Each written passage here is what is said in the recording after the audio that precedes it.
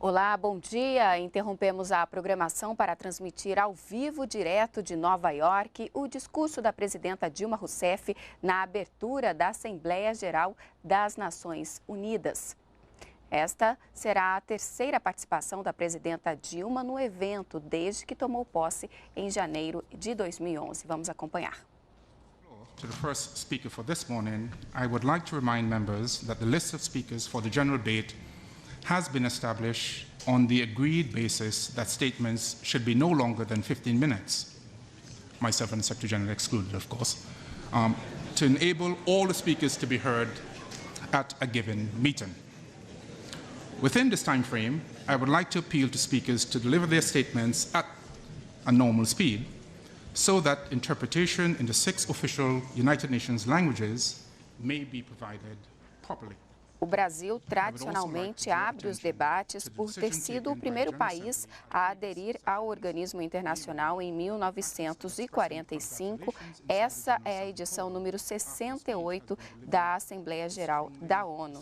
Desenvolvimento sustentável, saúde, mudanças climáticas, a luta contra a fome e a crise na Síria estão entre os temas que vão ser debatidos pelos líderes mundiais. Logo mais, a presidenta Dilma Rousseff fará o discurso de abertura da Assembleia Geral das Nações Unidas.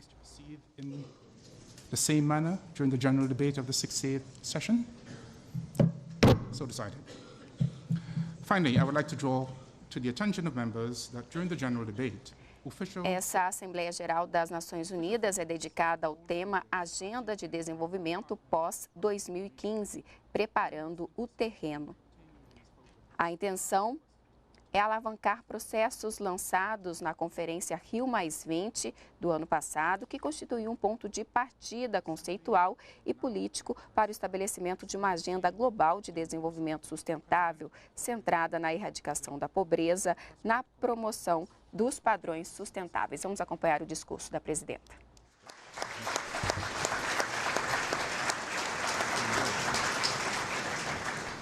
Bom dia. Embaixador John Ash, presidente da 68ª Assembleia Geral das Nações Unidas. Senhor Ban Ki-moon, secretário-geral das Nações Unidas. Excelentíssimos senhores chefes de Estado e de Governo. Senhoras e senhores, permitam-me uma primeira palavra para expressar minha satisfação em ver um ilustre representante de Antígua e Barbuda, país que integra o Caribe, tão querido no Brasil e em nossa região, à frente dos trabalhos dessa sessão da Assembleia Geral. Conte, Excelência, com o apoio permanente de meu governo. Permitam-me também, já no início da minha intervenção, expressar o repúdio do governo e do povo brasileiro ao atentado terrorista ocorrido em Nairobi. Expresso as nossas condolências e a nossa solidariedade às famílias das vítimas, ao povo e ao governo do Quênia. O terrorismo, onde quer que ocorra e venha de onde vier, merecerá sempre nossa condenação inequívoca e nossa firme determinação em combatê-lo. Jamais transigiremos com a barbárie. Senhor presidente, quero trazer à consideração das delegações uma questão à qual atribuo a maior relevância e gravidade.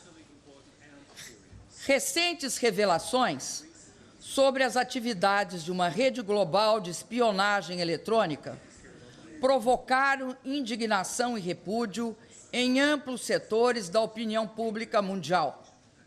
No Brasil, a situação foi ainda mais grave, pois aparecemos como alvo dessa intrusão. Dados pessoais de cidadãos foram indiscriminadamente objeto de interceptação. Informações empresariais, muitas vezes de alto valor econômico e mesmo estratégico, estiveram na mira da espionagem. Também representações diplomáticas brasileiras, entre elas a missão permanente junto às Nações Unidas e a própria Presidência da República do Brasil, tiveram suas comunicações interceptadas. Imiscuir-se dessa forma na vida de outros países fere o direito internacional e afronta os princípios que devem reger as relações entre eles, sobretudo entre nações amigas. Jamais pode uma soberania firmar-se em detrimento de outra soberania. Jamais pode o direito à segurança dos cidadãos de um país ser garantido mediante a violação de direitos humanos e civis fundamentais dos cidadãos de outro país. Pior ainda, quando empresas privadas estão sustentando esta espionagem. Não se sustentam argumentos de que a interceptação ilegal de informações e dados destina-se a proteger as nações contra o terrorismo. O Brasil, senhor presidente, sabe proteger-se. O Brasil, senhor presidente, repudia, combate e não dá abrigo a grupos terroristas. Somos um país democrático, cercado de países democráticos, pacíficos e respeitosos do direito internacional. Vivemos em paz com os nossos vizinhos há mais de 140 anos. Como tantos outros latino-americanos, lutei contra o arbítrio e a censura, e não posso deixar de defender, de modo intransigente, o direito à privacidade dos indivíduos e à soberania de meu país. Sem ele, o direito à privacidade, não há verdadeira liberdade de expressão e opinião, e, portanto, não há efetiva democracia. Sem respeito à soberania, não há base para o relacionamento entre as nações. Estamos, senhor presidente, diante de um caso grave de violação dos direitos humanos e das liberdades civis, da invasão e captura de informações sigilosas relativas às atividades empresariais e, sobretudo, de desrespeito à soberania nacional do meu país. Fizemos saber ao governo americano nosso protesto, exigindo explicações, desculpas e garantias de que tais procedimentos não se repetirão. Governos e sociedades amigas que buscam consolidar uma parceria efetivamente estratégica, como é o nosso caso, não podem permitir que ações ilegais recorrentes tenham curso como se fossem normais. Elas são inadmissíveis. O Brasil, senhor presidente, redobrará os esforços para dotar-se de legislação, tecnologias e mecanismos que nos protejam da interceptação ilegal de comunicações e dados. Meu governo fará tudo o que estiver a seu alcance para defender os direitos humanos de todos os brasileiros e de todos os cidadãos do mundo e proteger os frutos da engenhosidade dos trabalhadores e das empresas brasileiras. O problema, porém, transcende o relacionamento bilateral de dois países. Afeta a própria comunidade internacional e dela exige resposta. As tecnologias de telecomunicação e informação não podem ser o novo campo de batalha entre os Estados.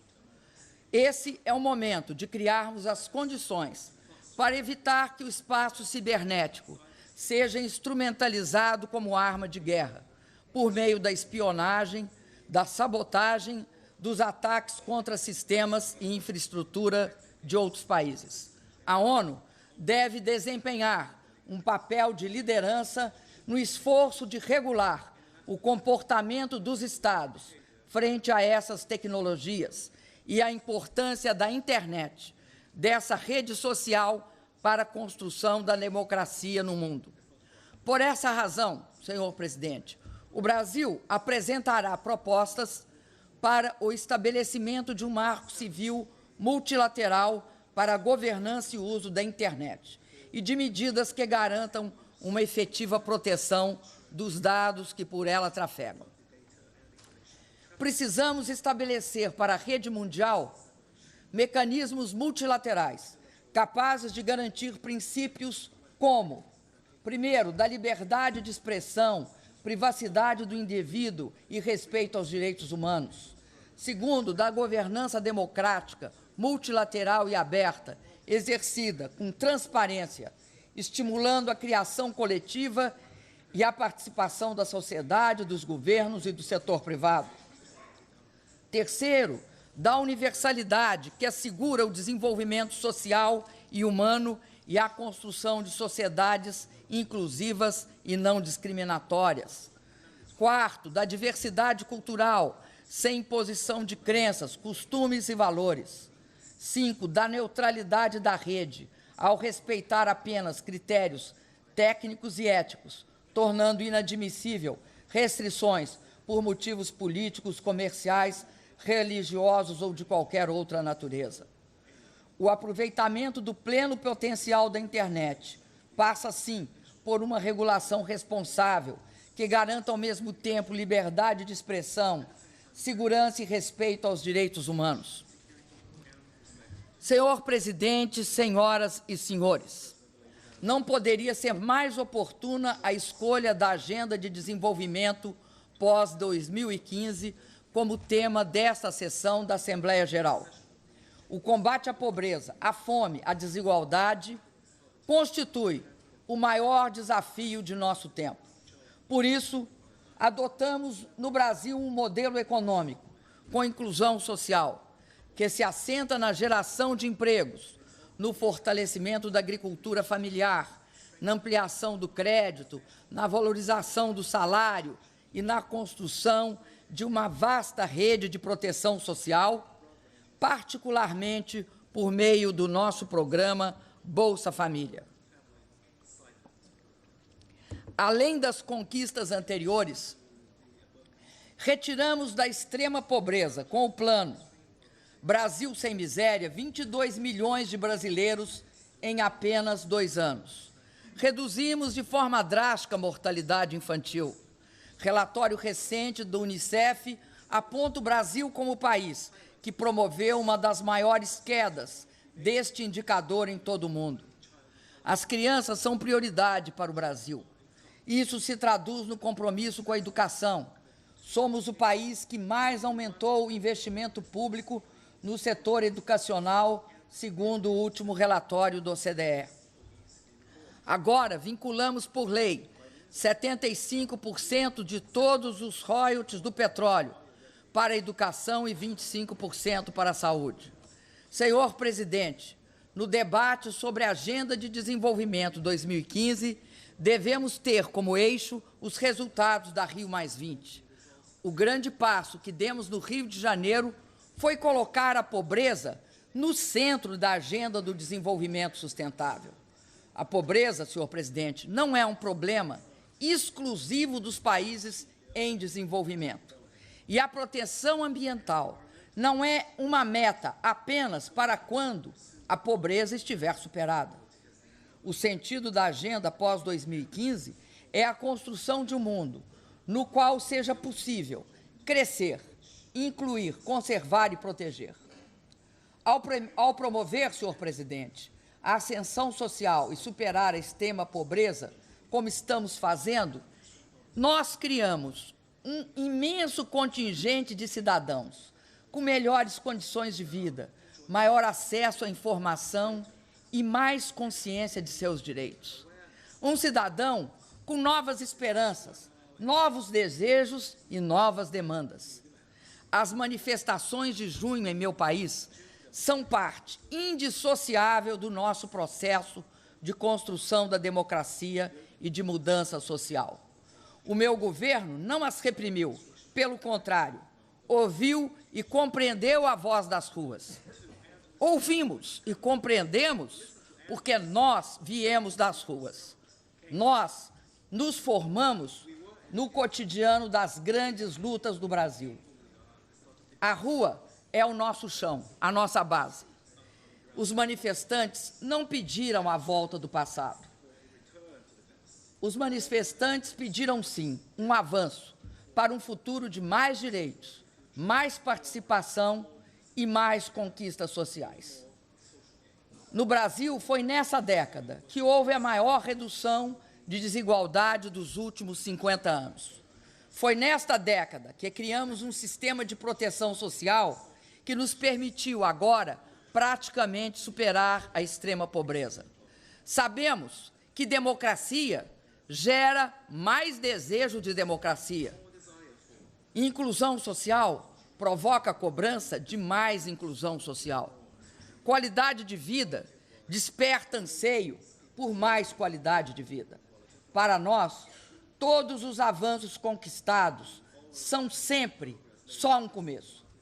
Nossa estratégia de desenvolvimento exige mais, tal como querem todos os brasileiros e as brasileiras. Por isso, não basta ouvir, é necessário fazer. Transformar essa extraordinária energia das manifestações em realizações para todos. Por isso, lancei 5 grandes pactos. O Pacto pelo Combate à Corrupção e pela Reforma Política. O Pacto pela Mobilidade Urbana, pela melhoria do transporte público e por uma reforma urbana. O Pacto pela Educação, nosso grande passaporte para o futuro, com auxílio dos royalties e do Fundo Social do Petróleo. O Pacto pela Saúde, o qual prevê o envio de médicos para atender e salvar as vidas dos brasileiros que vivem nos rincões mais remotos e pobres do país. O Pacto pela Responsabilidade Fiscal, para garantir a viabilidade dessa nova etapa. Senhoras e senhores, passada a fase mais aguda da crise, a situação da economia mundial ainda continua frágil, com níveis de desemprego inaceitáveis. Os dados da OIT indicam a existência de mais 200 milhões de desempregados em todo o mundo. Esse fenômeno afeta as populações de países desenvolvidos e em desenvolvimento. Este é o momento adequado para reforçar as tendências de crescimento da economia mundial que estão agora dando sinais de recuperação. Os países emergentes sozinhos não podem garantir a retomada do crescimento global. Mais do que nunca, é preciso uma ação coordenada para reduzir o desemprego e restabelecer o dinamismo do comércio internacional. Estamos todos no mesmo barco. Meu país está recuperando o crescimento, apesar do impacto da crise internacional nos últimos anos. Contamos com 3 importantes elementos: o compromisso com políticas macroeconômicas sólidas, a manutenção de exitosas políticas sociais inclusivas e a adoção de medidas para aumentar nossa produtividade e, portanto, a competitividade do país. Temos compromisso com a estabilidade, com o controle da inflação, com a melhoria da qualidade do gasto público e a manutenção de um bom desempenho fiscal. Seguimos, senhor presidente, apoiando a reforma do Fundo Monetário. A governança do fundo deve refletir o peso dos países emergentes e em desenvolvimento na economia mundial. A demora nessa adaptação reduz sua legitimidade e sua eficácia. Senhoras e senhores, senhor presidente, o ano de 2015 marcará o 70º aniversário das Nações Unidas e o 10º aniversário da Cúpula Mundial de 2005. Será a ocasião para realizar a reforma urgente que pedimos desde aquela cúpula. Impõe evitar a derrota coletiva que representaria chegar a 2015 sem um Conselho de Segurança capaz de exercer plenamente suas responsabilidades no mundo de hoje. É preocupante a limitada representação do Conselho de Segurança da ONU face aos novos desafios do século XXI. Exemplos disso são a grande dificuldade de oferecer solução para o conflito sírio e a paralisia no tratamento da questão israelo-palestina. Em importantes temas, a recorrente polarização entre os membros permanentes gera imobilismo perigoso. urge dotar o Conselho de vozes, ao mesmo tempo independentes e construtivas. Somente a ampliação do número de membros permanentes e não permanentes e a inclusão de países em desenvolvimento em ambas as categorias permitirá sanar o atual déficit de representatividade e legitimidade do Conselho. Senhor Presidente, o debate geral oferece a oportunidade para reiterar os princípios fundamentais que orientam a política externa do meu país e nossa posição em temas candentes da realidade e da atualidade internacional. Guiamo-nos pela defesa de um mundo multilateral, regido pelo direito internacional, pela primazia da solução pacífica dos conflitos e pela busca de uma ordem solidária e justa, econômica e socialmente. A crise na Síria comove e provoca indignação. 2 anos e meio de perdas de vidas e destruição causaram o maior desastre humanitário deste século. O Brasil, que tem na descendência síria um importante componente de nossa nacionalidade, está profundamente envolvido com este drama. É preciso impedir a morte de inocentes, crianças, homens, mulheres e idosos. É preciso calar a voz das armas, convencionais ou químicas, do governo ou dos rebeldes. Não há saída militar. A única solução é a negociação, o diálogo, o entendimento. Foi importante a decisão da Síria de aceder à Convenção sobre Proibição de Armas Químicas e aplicá-la imediatamente. A medida é decisiva para superar o conflito e contribui para um mundo livre dessas armas. Seu uso, reitero, é hediondo e inadmissível em qualquer situação. Por isso, apoiamos o acordo obtido entre os Estados Unidos e a Rússia para a eliminação das armas químicas sírias. Cabe ao governo sírio cumpri-lo integralmente, de boa fé e com ânimo cooperativo. Em qualquer hipótese, repudiamos intervenções unilaterais ao arrepio do direito internacional, sem autorização do Conselho de Segurança. Isso só agravaria a instabilidade política da região e aumentaria o sofrimento humano. Da mesma forma, a paz duradoura entre Israel e Palestina assume nova urgência diante das transformações por que passa o Oriente Médio. É chegada a hora de se atender às legítimas aspirações palestinas por um Estado independente e soberano. É também chegada a hora de transformar em realidade o amplo consenso internacional em favor de uma solução de 2 Estados. As atuais tratativas entre israelenses e palestinos devem gerar resultados práticos e significativos na direção de um acordo.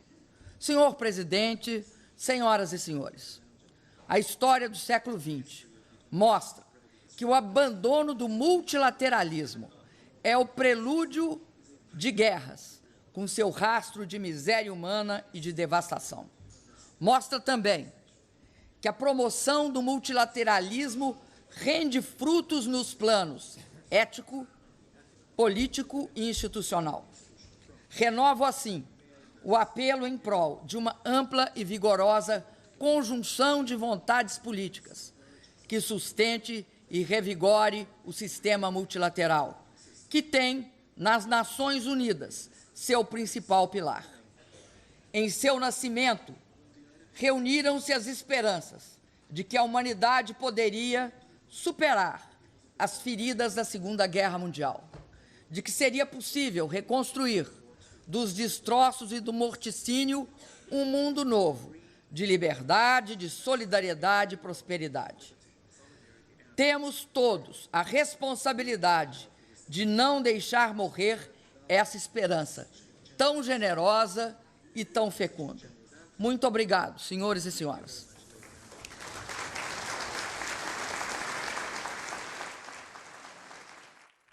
E nós podemos voltar a qualquer momento com outras informações. Continue com a gente aqui na NBR, a TV do Governo Federal.